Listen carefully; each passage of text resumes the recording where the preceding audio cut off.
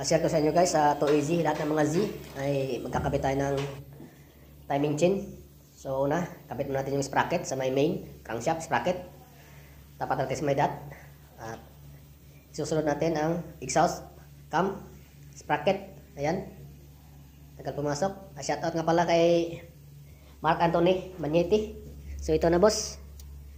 Ito na yung timing mark sa crankshaft. May sprocket. So yun, maraming salamat sa iyo boss. Ito na, kakabit na rin natin yung sa intake, sprocket, camshaft, cam pressure gear, sprocket. So yun, tapat natin sa may guhit. Dito naman sa exhaust ay dot.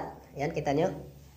So pag naburahan kayo ng color nito sa may chain, so ang sa taas nito, galing kang intake ay 9. Kung magsisimula ka naman sa exhaust camshaft papuntang baba ay 29 ang ngipin yan.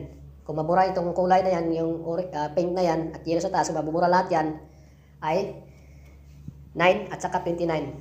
Basta mga 2AZ FE. So yun, may idea na kayo, may idea na tayo kung maburahan na tayo. So yun, ganun lang. One hand lang yan pag ano.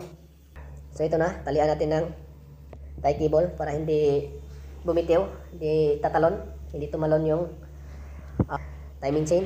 So lagyan na natin yung chain guide. Ayan, nakakabit na natin sa kabila din yung chain guide din, yung para tensioner. So itong tensioner naman, ayun, dyan yan nakalagay sa panghuli yan, nakalagay yan sa chain cover. Mamaya nilagay pag kabit na natin yung cover.